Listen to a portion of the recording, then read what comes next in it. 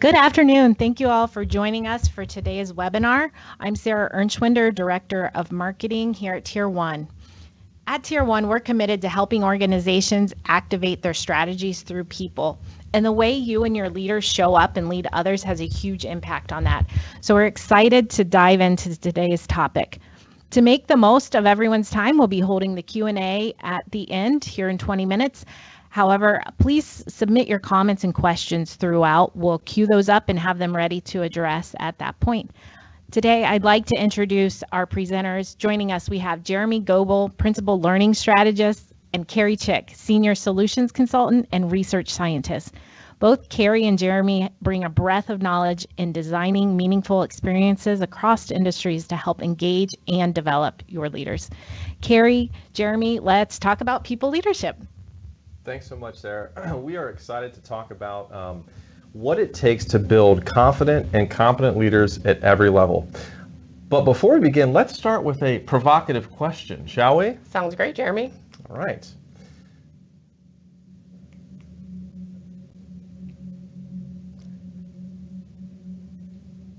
Would you rather? Oh, okay. I'm ready. Just got to think about the provocative question. Would you rather only be able to whisper or only be able to shout? Jeremy, what does that have to do with leadership? Not a whole lot, but as a leader, if you're only whispering or shouting, that's probably not a good thing. Let's get to a more relevant question. Would you rather have a job you love with a leader you don't like, or have a job you don't like with a leader you love? Well, first, I want to thank you for yelling, or not yelling, and not whispering for that question. Truthfully, I would actually want both. What we really want to ask here, though, is how do we make the most impact on your employees within your organization? And just to start talking a little bit, we know you joined this to either learn about leadership as you as a leader, or for other individuals that you may be training or building up to be leaders in your organization. What we found, I'm going to put my research hats, being part research scientist, 70% of employee engagement variances are based upon your boss. And actually 59% of why bosses are so important is because they actually impact whether or not employees stay within the organization and if they're engaged in the organization. There is some truth to, I've heard the statement, people don't leave companies, they leave managers. And so I think there's some truth there. I think there's also, I've known people personally who they will follow their manager around. So their manager leaves and goes to another company, and they will follow them with them. So the connection between, the relationship between employee engagement and their manager is just obvious and documented. So I guess what we really want to answer here is, how do we develop managers into leaders who deliver business results and inspire employees to follow them?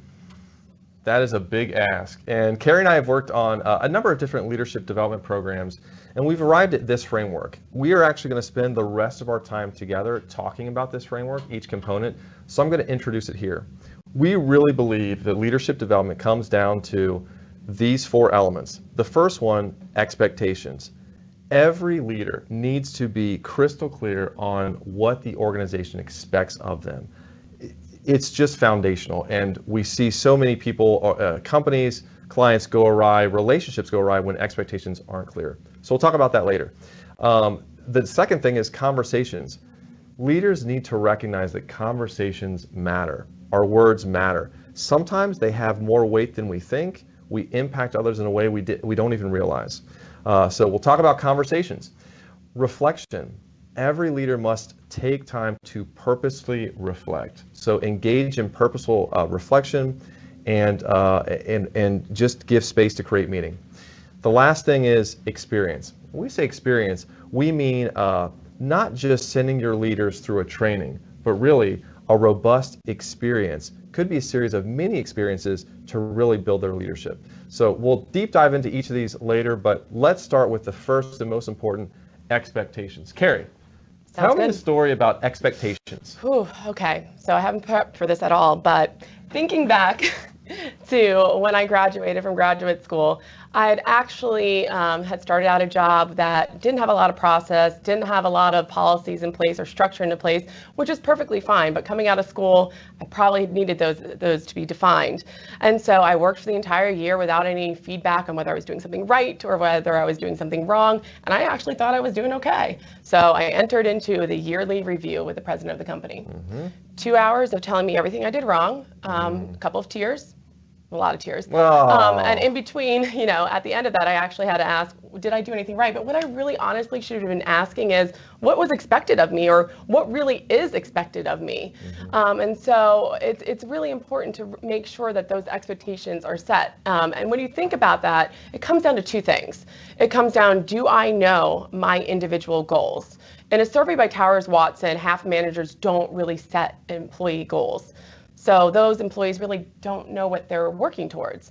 Also, on a broader level, it's not only just those individual expectations, it's how the entire organization is setting expectations for the company objectives, the goals, the vision, the values. How are those actually being articulated and communicated across the company?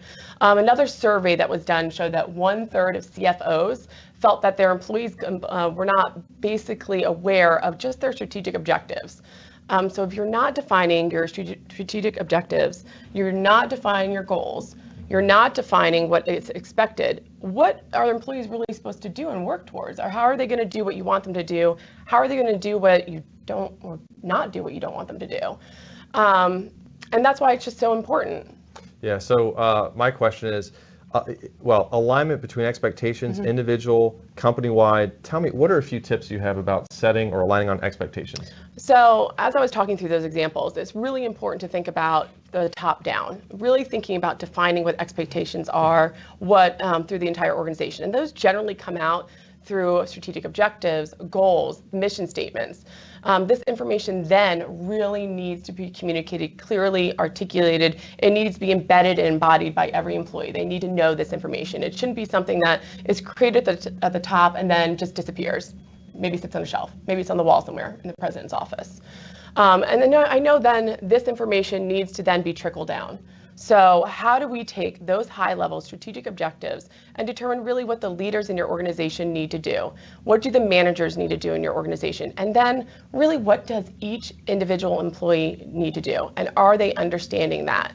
And Jeremy, I know this seems super intuitive and basic, but you'd be surprised at how many organizations that we've worked with that actually create entire programs, create performance feedback, create any sort of leadership development without grounding them in very clear expectations that align to the employee goals. Yeah, there's no question. I think we've both experienced where build a program, build a training, and it's just not aligned to an overall leadership objective, or how do you want me to show up as a leader? Yeah. Just answering that simple question. So let's go to our next thing, our next factor in leadership development. Conversations. I mentioned the idea that conversations matter, and I was recently talking to a CEO of $1 billion global company, and he said to his team of directors, every conversation is a performance conversation. And it's not that every conversation we're handing out raises or ratings, it's that every conversation gives us insight into the person and into the business, or at least has that potential. So a few tips I thought about, and once again, may seem obvious, but the first one, asking how are you? Just the idea that we are under a lot of pressure, there are timelines, constraints, budgets, but we're not human beings. We aren't human. That's not scripted. We are human beings. We're not human doings. And I think sometimes we treat each other like, get this done, get this done. No, we need to recognize our humanity, seriously ask how you're doing. I had a CEO say to me, he's like, you just need to teach your managers to care, or teach our managers to care about their people. Like, teach them to care. Interesting. So let's start by asking, how are you? And then let's listen. There's all kinds of stuff out there about effective listening, active listening, all of that.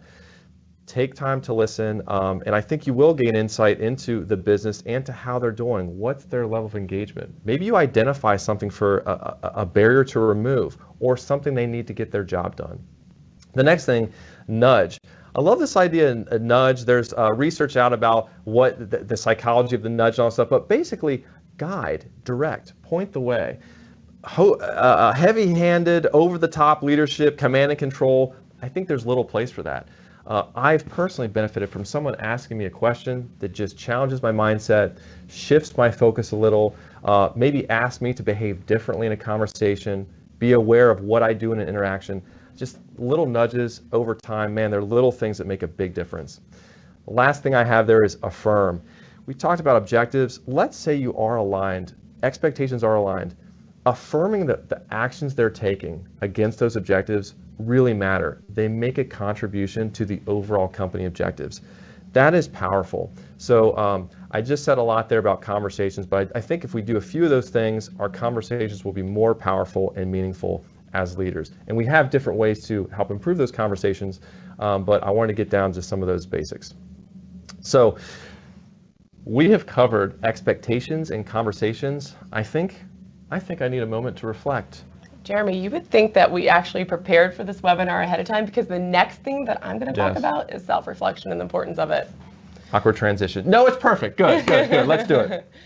So basically, the science of reflection is that it's really important to be able to have the ability to have the time to think through conscious consideration and an analysis of beliefs and actions in order to align for the purpose of learning.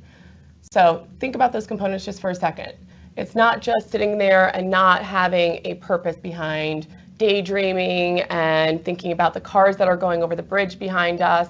Reflection that's purposeful gives the brain an opportunity to really pause amidst the chaos that goes on from every day, to untangle and really sort through observations and think through things that have happened, consider multiple interpretations, and then really create meaning out of it. And that's what has to happen. So you need to take that purposeful reflection and then move it towards something called meaning making. And that's where learning occurs. And that is also why it's important for leaders and managers to really take that time. I love this idea of the science saying that we need to pause and reflect to detangle all the stuff coming at us and make meaning. I think there's power there. Yes, there really is. So just thinking through this, I know a lot of people actually have to commute to and from work. It takes up a lot of time to commute to and from work. So how can you leverage that time to really reflect? There's a study that was done that people who actually take the time to commute, everyone should take the time to commute if they have to go to work, but take the time to reflect while they're commuting and think about their plan for the day in the morning if they're heading into work, or thinking about what happened at the end of the day, are actually found to be happier, more productive, less burnt out than the people who didn't. Another study that was conducted at a call center actually found that employees who spent 15 minutes, that's just 15 minutes a day, reflecting about lessons learned or how they performed at work, actually performed 23% better on the job after merely 10 days of doing that self-reflection activity. So what does self-reflection look like then for a leader? Well, I mean, it can be something as simple as your commute and thinking about what happened and making it purposeful. It could be something at 15 minutes in the day, putting it at the end of your day. So as your leader, you're thinking about how you personally can reflect. But for us, as we're thinking about how we can really embed and build this into leadership development programs, we don't want to sit there solitarily alone and something that's just done at one portion of the day. We want to make sure that it's embedded into every portion of whatever leadership development you're doing. So if you're preparing to go to maybe a 5-day workshop, how are you having the individuals that are going to be participating in that workshop actually reflect before going there and prepare mentally for what they're going to be covering during that workshop? How do you build out, let's say, that workshop so that you're having meaningful reflection points throughout and allowing them to process and learn what has occurred? And also, how do you sustain what they learned and continue to have them grow as a leader and reflect after that event?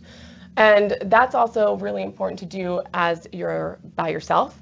It's important also, what we like to think about it is as you reflect, to share it with others and learn from others and to have conversations around it. So as I've gone to this workshop, I want to make sure I'm talking to my colleague, or maybe I'm talking to my boss.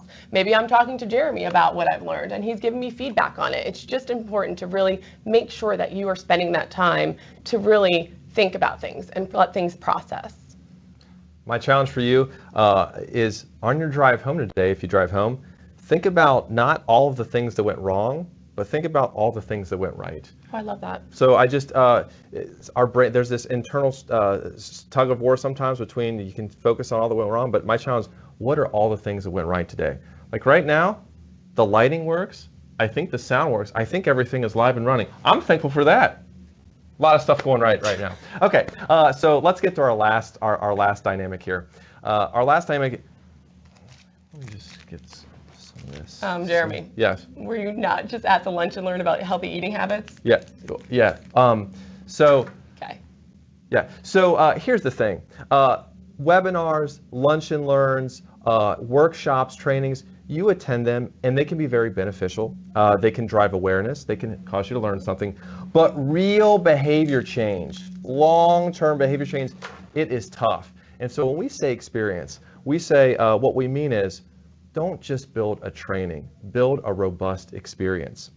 Ask questions like, what happens before, if there is a workshop or training, what happens before that? What happens after? We really need to think about, it doesn't have to be overly complex. It could be, and I would argue, maybe have a conversation before the event. Maybe have a conversation after the event. Build in prompts for reflection. For example, hold on a second.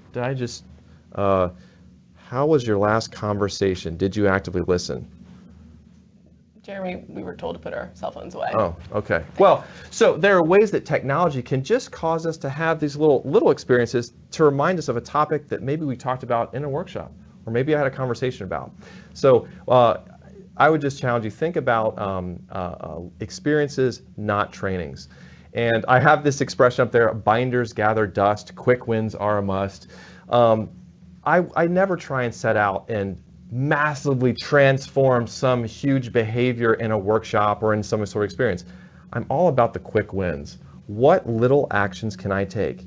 Even if it's just pause before I'm speaking, pause after I ask a question. What little actions can I take that make a big difference in the long run? So all about the quick wins. Okay, thank Jeremy, really good information. Okay. We promised that we'd stay within a certain time frame, so let's start to wrap some things up here. Okay. So we know that at the end of the day, it is really daunting to think about how do I create some sort of program or solution to help develop my leaders and my managers in my company, or even as a leader, where do I even start as a leader to start developing? And we also know that everyone's busy. Everyone doesn't have a lot of bandwidth to really spend a lot of time thinking about how they're going to do this. What we are asking and what we are telling from our experience and sharing with you all is that there are 4 things that you really want to focus on if you are considering advancing and developing your leaders to grow. So we have those 4 things up there. Where can you start? Number 1, just check in on expectations. Define and communicate expectations at every level. Are you doing that? Are you aware of your own expectations? The expectations your manager has of you, the organization has of you? Define. And sometimes that may involve leaders coming together in a workshop or a couple of working sessions to define those expectations and then communicate them.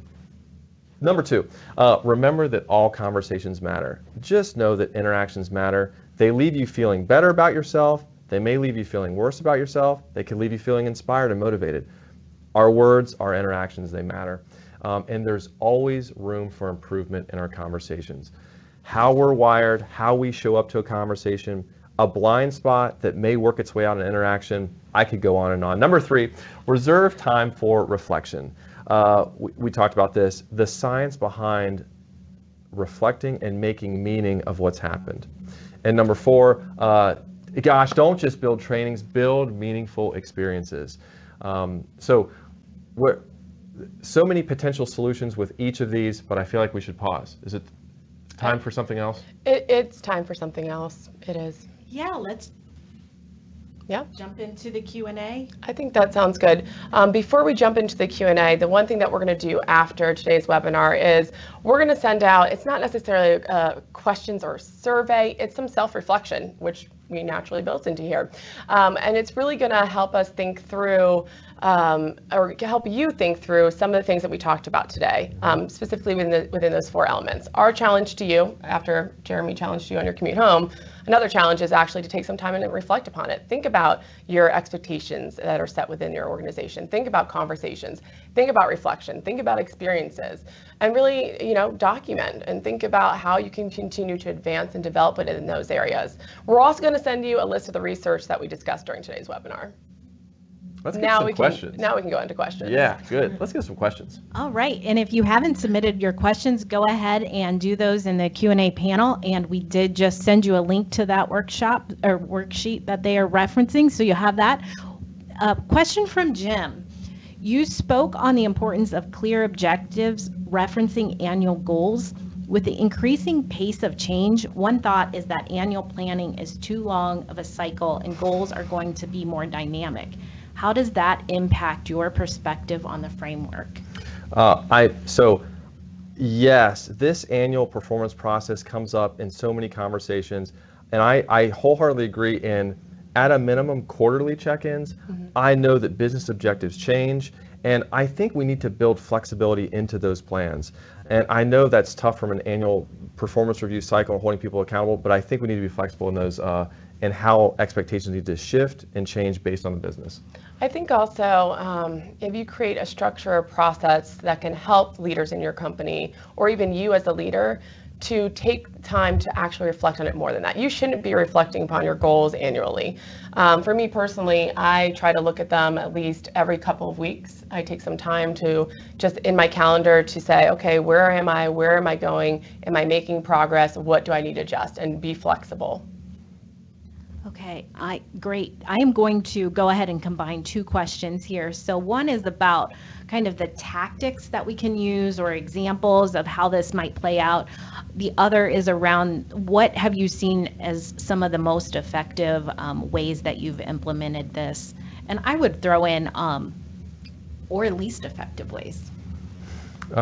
So one thing something we've created conversation guides for different companies. And what is a conversation guide? It can be as simple as a 1-pager, but that aligns managers and their directs on expectation. It forces them to have a conversation where you really do have to be vulnerable about what you're doing and the impact it's making.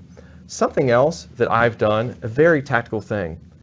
How do you spend your time in a day, in a week, over a couple of weeks? I've had people document, just generally, what they do every hour or every half day. This is what I've worked on.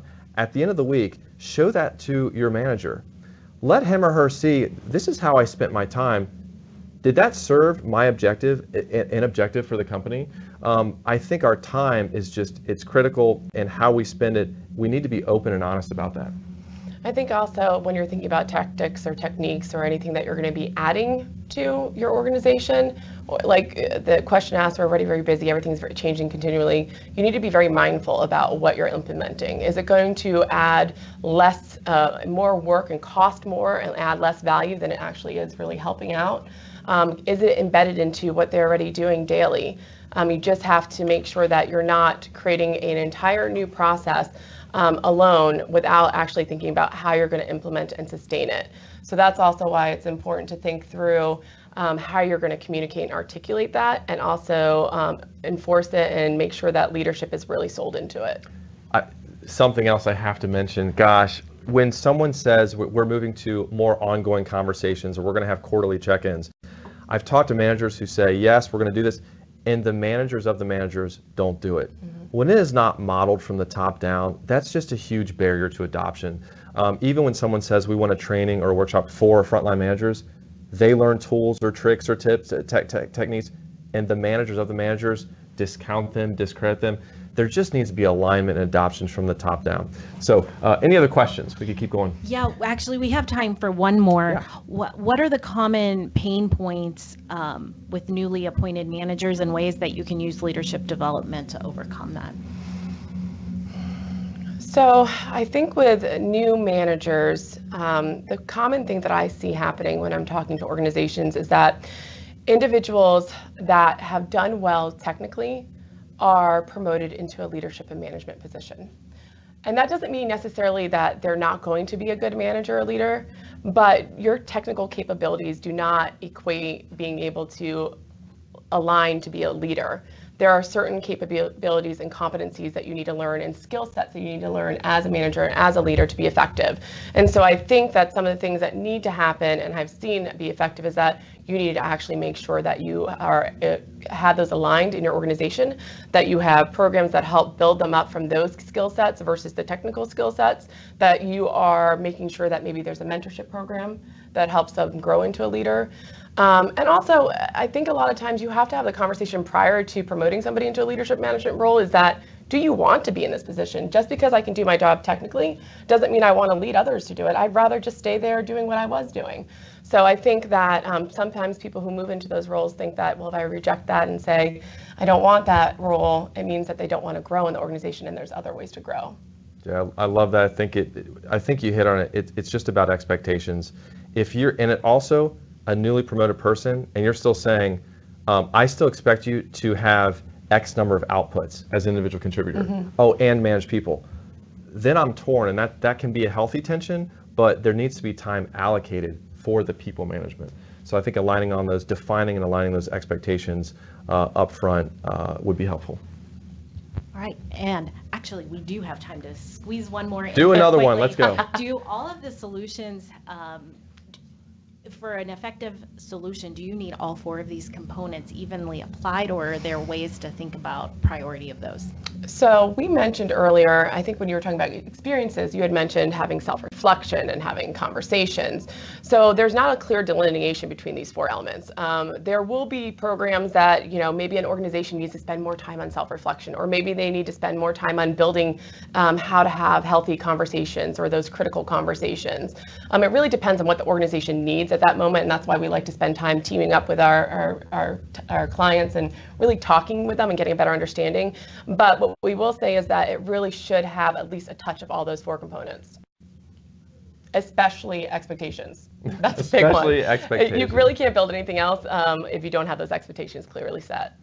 Hey, I just want to thank you so much for the time you spent with us. We love talking about this stuff and geeking out about leadership development, and we also realize it's such a critical component when it comes down to employee engagement. So feel free to reach out to me or Kerri with your questions, and we're excited to talk about this, and we know there's so much potential in each person and their leadership. So we want to build programs, experiences for their conversations, their expectations, reflection, so that their potential is unleashed. So we're excited about doing that. Very excited. Thank you. Well, thank you, Jeremy and Kerri. And thank you for everyone joining us online.